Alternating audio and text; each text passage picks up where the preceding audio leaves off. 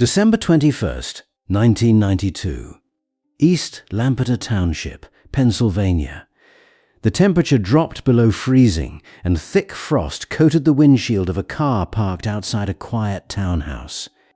Inside that townhouse, 25-year-old elementary school teacher Christy Myrick lay dead. Someone had beaten, sexually assaulted, and strangled her. A bloodied wooden cutting board rested near her head. This was not a robbery gone wrong. This was an execution disguised as a home invasion.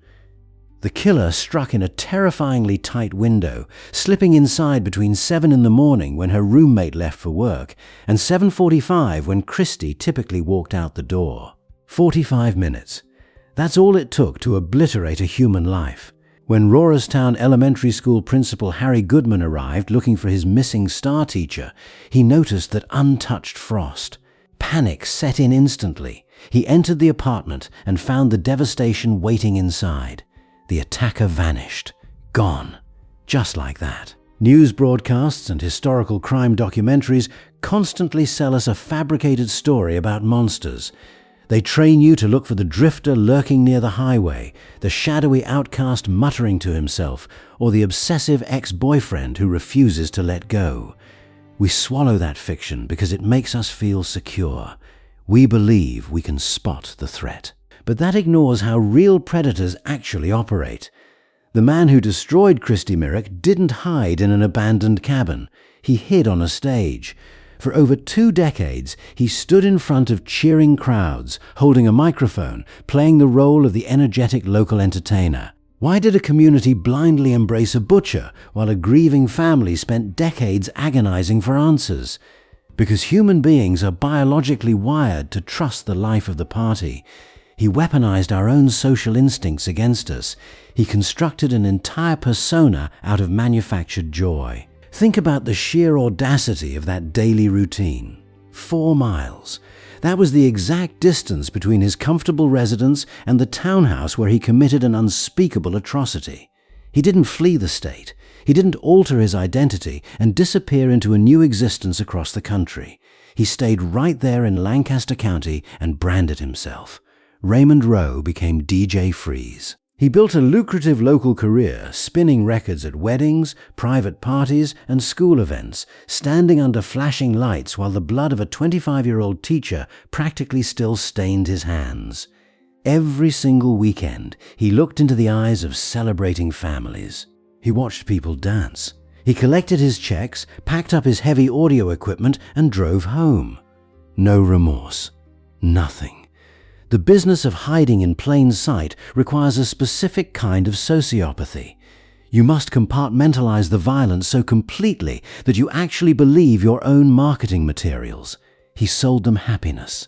They bought it effortlessly. The economics of his survival relied entirely on intense public visibility. If you act like you have nothing to hide, nobody comes looking for you. Rowe married 4 different times during his years as a free man. 4 separate women stood at an altar and pledged their futures to a complete phantom. This specific detail defies basic comprehension. How does a person sleep next to a spouse, share finances, plan vacations, and wake up every morning knowing they beat a young woman to death with a cutting board? The level of deception required to maintain those intimate relationships is extreme. He walked through life completely insulated by his own enormous arrogance. But time remains a ruthless mechanism. While Rowe spent the 1990s and 2000s building his entertainment empire, the underlying rules of forensic science were quietly rewriting themselves. His timeline of freedom was silently expiring. For 26 years, the physical trail stayed completely frozen. Investigators held a suspect's genetic profile derived from semen left at the horrific scene, but they had nobody to match it against. The killer's identifying information didn't exist in the national criminal databases. The justice system hit a huge brick wall, so the system simply changed the battlefield. Between 2016 and 2018, Lancaster County detectives handed the cold evidence to Parabon Nanolabs. These technicians extracted a complete genotype profile. Then, they took a radical step that altered the direction of modern criminal investigations forever. They uploaded that raw data to GED Match, a public genealogy database used by ordinary people trying to map out their family trees. Law enforcement bypassed the useless criminal registry entirely. They went straight into the civilian infrastructure. This was a cold, calculated administrative maneuver. It worked flawlessly. By May 2018, professional genealogist C.C. Moore took that uploaded data and began constructing a reverse family tree. This wasn't some dramatic interrogation room confession. This was an analyst sitting at a quiet desk, linking microscopic genetic markers to distant relatives. A half-sister had previously submitted her genetic information just to learn about her personal ancestry. That single, innocent decision triggered a catastrophic chain reaction for the local wedding DJ. The genetic mapping pointed directly, undeniably, to one single person, Raymond Rowe. The system had finally breached his carefully constructed public shield. The biological data didn't care about his popularity. It didn't care about his weekend bookings or his local reputation. The math isolated him with terrifying precision. The investigators faced a complex tactical problem. They knew he was the killer, but they desperately needed his direct physical material to confirm the genetic match.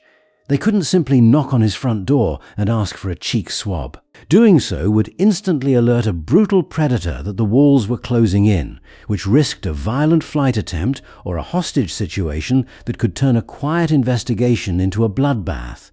Therefore, they had to hunt him directly in his own element. The operation they devised was a masterpiece of patient, silent surveillance. On May 31, 2018, undercover state troopers infiltrated a school function. But it wasn't just any generic event. It was a dance at Smoketown Elementary School. The man who slaughtered a 25-year-old elementary school teacher in cold blood was currently being paid to entertain elementary school children.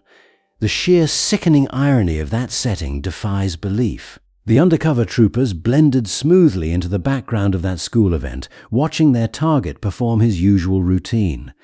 They waited for him to consume and discard. When Rowe finally tossed a used water bottle and a piece of chewed gum into the trash, the trap snapped shut. Law enforcement immediately retrieved the garbage. They extracted the saliva. They ran the final comparison. The results proved absolute. State crime lab experts calculated the statistical probability that the genetic material found at the crime scene belonged to a different Caucasian male. 1 in 200 octillion. That's a 2 followed by 29 zeros. How do you fight 1 in 200 octillion? You don't. That number is an avalanche. It's the mathematical destruction of any possible defense strategy. The 26-year charade was completely over. The disc jockey was legally dead the second that lab report printed. On June 25, 2018, reality finally kicked down Raymond Rowe's front door. Police arrested him at his Lancaster home and officially charged him with criminal homicide. The community shockwave hit instantaneously. The man who provided the soundtrack for their weddings and family celebrations was suddenly dragged away in handcuffs. The illusion shattered overnight. And faced with that mountain of irrefutable scientific proof, Rowe's bravado completely evaporated. He didn't mount a fiery courtroom defense. He didn't scream his innocence from the rooftops. When prosecutors placed the distinct possibility of the death penalty on the table, the life of the party folded immediately. It was a purely transactional decision. To save his own miserable skin, he surrendered everything. He traded his freedom for his heartbeat. January 8, 2019. The courtroom became the final stage he would ever occupy. Rowe pleaded guilty to first-degree murder, rape, and involuntary deviate sexual intercourse. The sentence arrived swift and merciless. Life without parole, plus a consecutive 60 to 120 years. But the real punishment was the human wreckage sitting right behind him in the gallery. Christie's brother, Vince Myrick, finally got to look the killer in the eye. He called him exactly what he was, a self-serving evil fraud. Vince stood there and delivered a heavy curse that echoed through the room, stating he could only hope the remainder of Roe's life would be as painful as the last 26 years had been for his family. That isn't Hollywood dialogue. That's the raw, bleeding sound of a family that had their soul ripped out. And then there was his current wife. Elena Roe walked into that Lancaster County courthouse to watch the man she had been married to for 5 years confess to being a complete monster. Imagine the psychological torture of that specific moment. She thought she was sharing her future with a successful, outgoing local entertainer. Instead, she discovered she was sleeping next to a man capable of beating a young woman to death and then casually going to work for 3 decades. Her entire reality was a fabricated lie. How does a community ever trust anyone again after that? The collateral damage inflicted by predators never stops at the primary victim. It radiates outward, poisoning everyone who ever trusted them, loved them, or hired them. The system caught him, which brought long overdue justice, but it could never unwrite the vast web of betrayal he wove through that entire town. You might assume that a guilty plea ends the story forever. Done. Locked away. Finished. But the American legal system allows for endless, grinding procedural machinery. Even after admitting his guilt in open court to avoid lethal injection, Roe refused to just sit quietly in his cell. He began filing endless petitions. He aggressively sought post-conviction relief, grasping at any legal technicality he could find. He specifically demanded new touch DNA testing on 5 pieces of original crime scene evidence. A toaster, a pair of pants, a sweater, an undershirt, and the very wooden cutting board he used as a weapon. Why would a man who fully confessed try to test the murder weapon decades later? Because desperation breeds a very specific type of delusion. He was hoping some microscopic anomaly might suddenly create a legal loophole. This bureaucratic maneuvering reached a boiling point recently. On August 1st, 2025, the Pennsylvania Supreme Court actually intervened. They vacated the lower court's previous dismissals and ordered the state superior court to reconsider Roe's request for testing. They cited a legal ruling that updated how modern forensic genetics are weighed under state law. This is the agonizing reality of the justice system. It's never truly over. Families are forced to endure endless appeals, legal updates, and Supreme Court remands long after the gavel supposedly fell. The killer sits in a concrete box, using every single taxpayer-funded mechanism available to him, desperately trying to rewrite history. It's a slow, exhausting war of attrition. He uses the rules of a civilized society to fight for a life he violently stole from someone else. This is exactly where the cinematic version of true crime completely fails us. Television shows end with a dramatic verdict and swelling music. They offer perfect emotional closure. Real life offers paperwork, endless appeals, and Supreme Court remanded orders. Raymond Roe isn't some brilliant criminal mastermind plotting a daring escape through a complex network of underground connections and corrupted guards. He's a pathetic, aging inmate rotting in a state penitentiary, writing desperate letters to judges while the world outside completely forgets him. His legacy is entirely erased. Every wedding he DJ'd is now permanently tainted. Every school dance he worked is a horrifying memory for those children.